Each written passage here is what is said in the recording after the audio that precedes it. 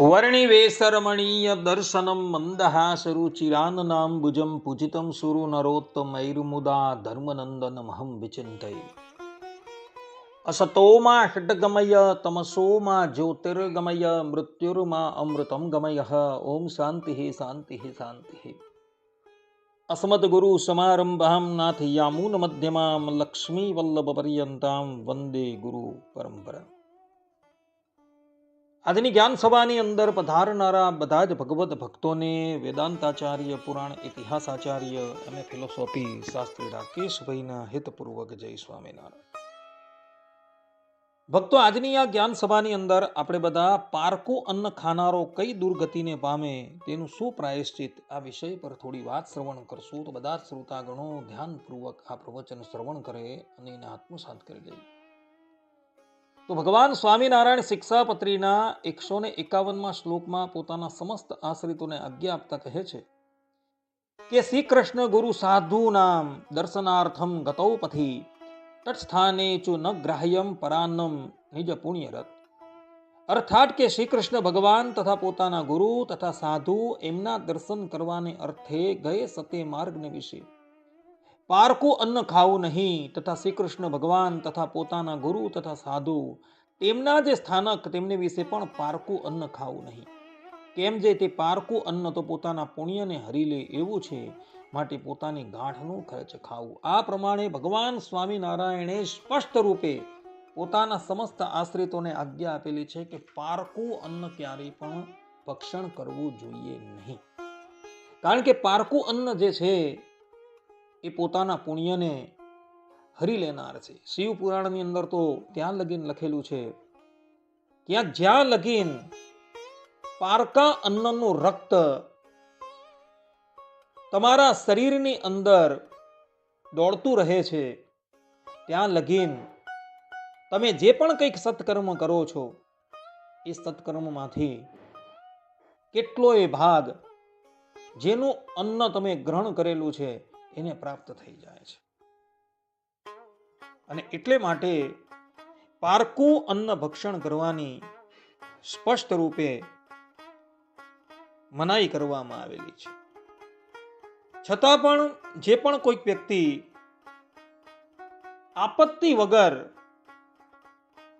કે લોભથી પારકું અન્ન ભક્ષણ કરે છે તેની કઈ દુર્ગતિ થાય છે, તો એ સંબંધમાં મનુ મહારાજ મનુસ્મૃતિમાં પોતાના સ્વમુખે કહે છે કે અનાપદી પરાન્નમ તુ યો ભુંક્તે લોભ મોહિત સ યાતિ નરકમ ઘોરમ યાવદાભૂત સંપ્લવમ. અર્થાત કે આપત્તિ ન હોય છતાં પણ લોભથી બીજાનું અન્ન ખાવા વાળો મનુષ્ય જ્યાં લગીન આ બ્રહ્માંડનો પ્રલય ન થાય ત્યાં લગીન નરકમાં જઈને વાસ કરે છે.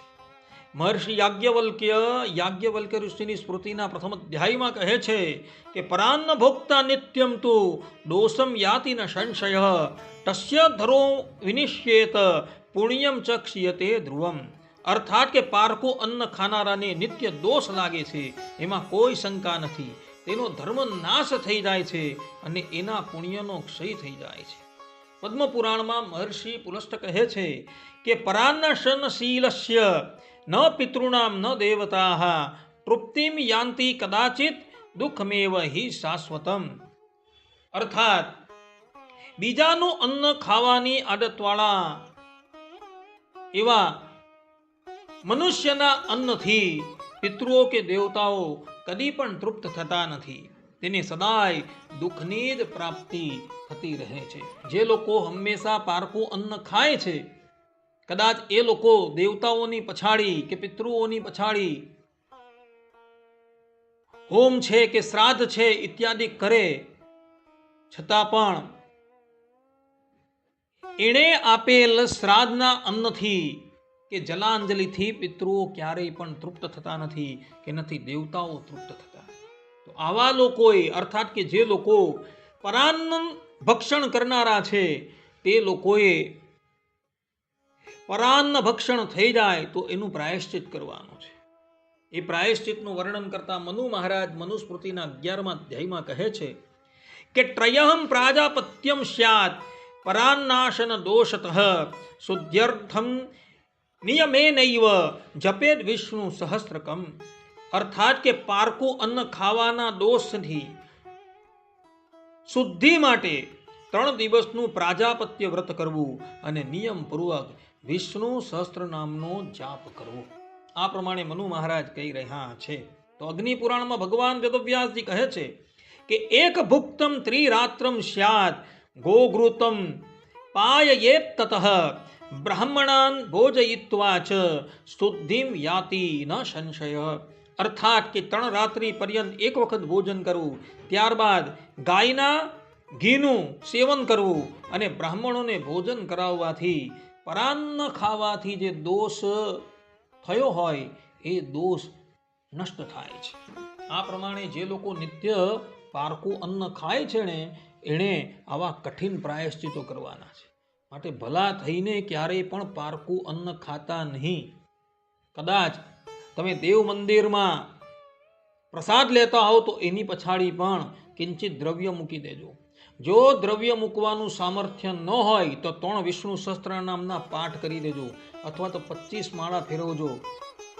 અન્યથા જો તમે આટલી વસ્તુ ન કરશો તો જ્યાં લગીન પારકું અન્ન તમારા શરીરમાં રક્ત થઈને દોડતું હશે ને ત્યાં લગીન તમે જે પણ કંઈક સત્કર્મો કરશો એમાંથી કેટલોય ભાગ જેનું અન્ન છે એને પ્રાપ્ત થઈ જશે અને તમારે દેહાંતે ઘોર નરકમાં જવું પડશે.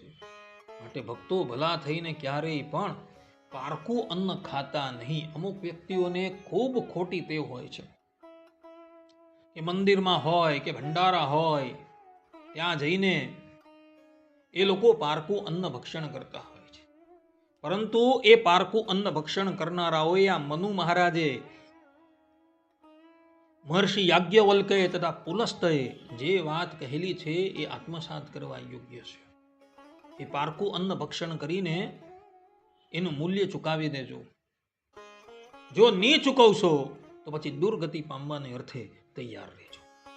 આટલું કહીને હું મારા પ્રવચનને અહીં વિરામ આપું છું. સર્વે સંતુ નિરામયઃ સર્વે સુખીનો ભવંતુ સર્વભદ્રાણિ પશ્યન્તુ મા કશ્ચિદ દુઃખ ભાગ ભવેત અસ્તુ. જય સ્વામિનારાયણ.